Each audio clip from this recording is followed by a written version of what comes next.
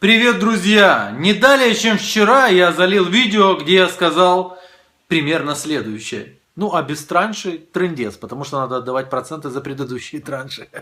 В общем, вот так вот. Я ожидаю, что в скором уже будущем, в самом ближайшем будущем будет сказано, что блокада это ужасно.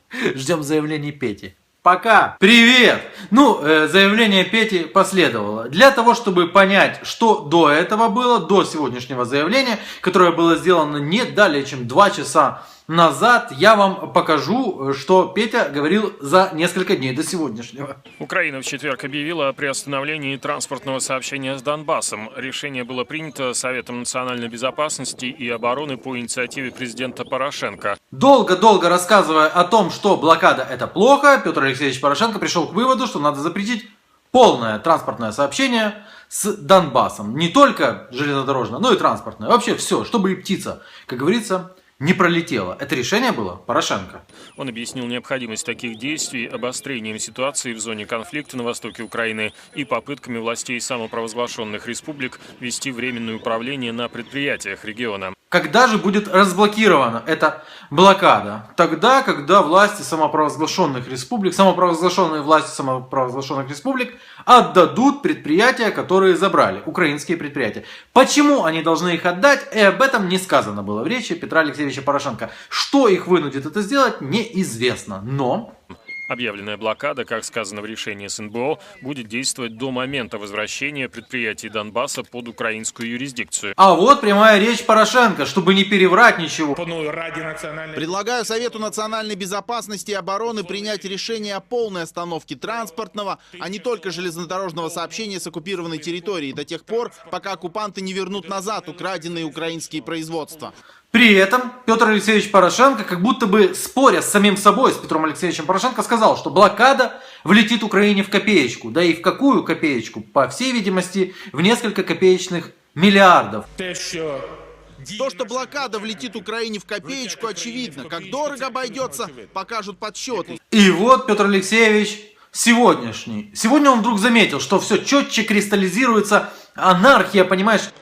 Все чіткіше кристалізується загроза анархії та отаманщини.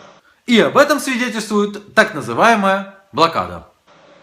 Яскравим доказом того є реальні і потенційні наслідки так званої блокади Донбасу. И внезапно организаторы блокады обманывали общество, потому что это была не блокада. Але організатори блокади дурили суспільство, бо насправді то була не блокада Ордо-Орло.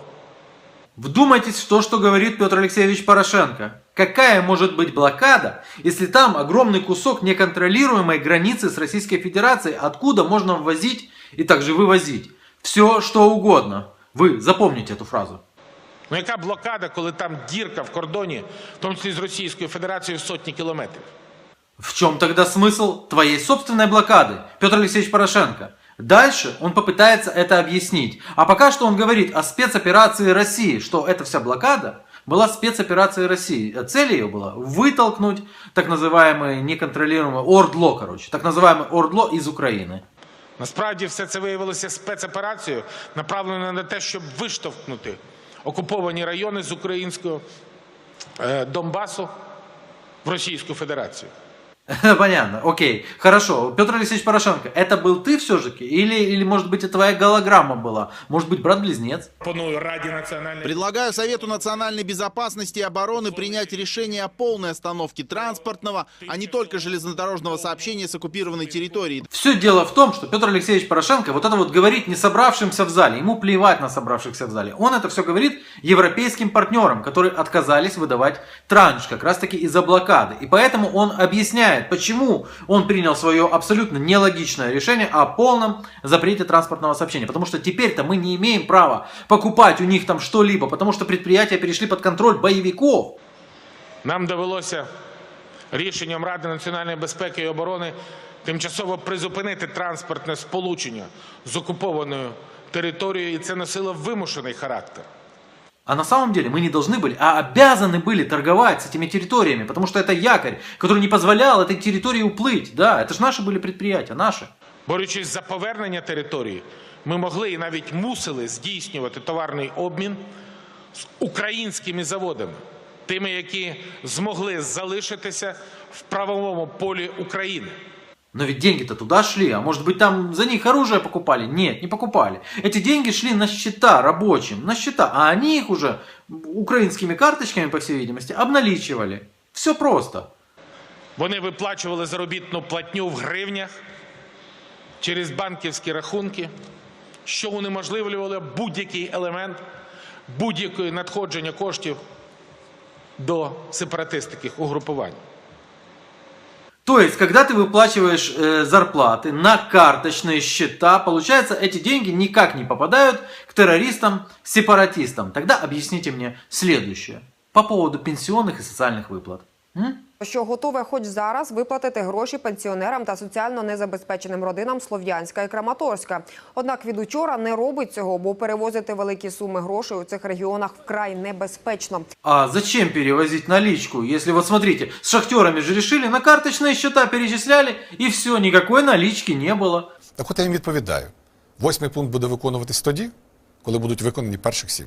Это министр соцполитики имеет в виду 8-й пункт Минских соглашений, а это именно соцвыплаты на временно оккупированных территориях. Но он говорит, что нам плевать, вы сначала вон те 7 выполните, тогда мы выполним 8-й. Чому не платиться пенсія на непідконтрольній території? Тому що пенсія виплачується органами пенсійного фонду за місцем проживання людини. А что ты рассказываешь? Вы можете зачислять просто на карточки, на счета, пенсионные счета, ёпта. І для того, щоб почати виплачувати там, потрібно мати відповідні органи. Для того, чтобы мужчине отвечать за свои слова, необходимо иметь один орган, да, в штанах. Потому что если ты говоришь, что этим выплачивать невозможно, а вот этим вот возможно, значит ты врешь, собака. Нагадаю, Кабінет міністрів через неможливість постачання готівки у підконтрольні бойовикам райони, її просто розкрадають і відбирають у людей, вирішив акумулювати соціальні виплати для жителів Сходу на окремому рахунку. Наличку разворовывают, отбирают боевики. Не надо наличку. Перечисляйте на карточки, как шахтерам перечисляйте на украинские предприятия. Перечисляйте на карточки. Почему нет? В які руки ці гривні потім потрапляли, нікому не відомо. Але часто бойовики нападали на інкасаторів, пошту і банки і відбирали мільйони, що мали йти бідолашним стареньким. Бедолашные старенки, хай лучше помирают, правильно, чтобы боевики у них ничего не отнимали. Нет, вы им туда пришлите карточки, просто карточки и раздайте этим пенсионерам через ОБСЕ, через Красный Крест, через что угодно. Хорошее решение, не правда ли? Не обязательно наличку туда отправлять. Петр Алексеевич Порошенко сегодня сказал, что деньги вообще не попадают в руки боевикам, если их на счета отправлять. Обмежений обмін товарами може відновитися, щойно Росія та її маріонетки повернуть українським власникам і українській державі вкрадені заводи. Я не могу понять, каким образом вынудить их вернуть предприятие назад. Как это сделать? Я не могу. Ну что, громкоговорители какие-то на линии разграничения, включить им гимн Украины на всю мощь и сказать, мы не выключим, пока вы не вернете. Ну, я не знаю, какой есть выход из этого. Петр Алексеевич Порошенко говорит, что все, это был последний якорь, а теперь территория уплывает, у нас забрали предприятие. Внаслідок блокади Україна втратила останню сферу впливу на ці території.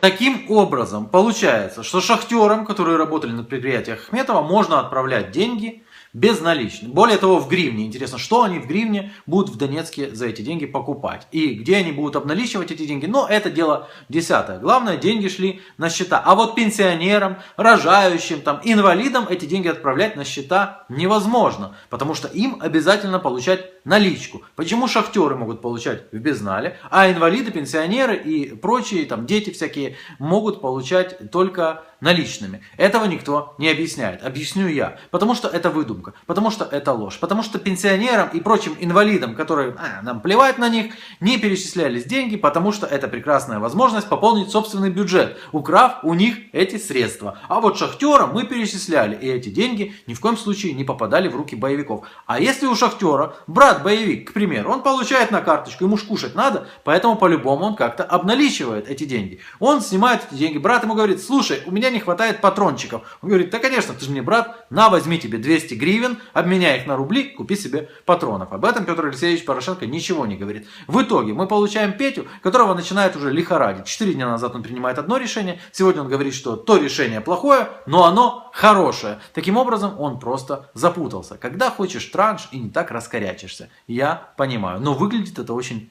грустно, что ли.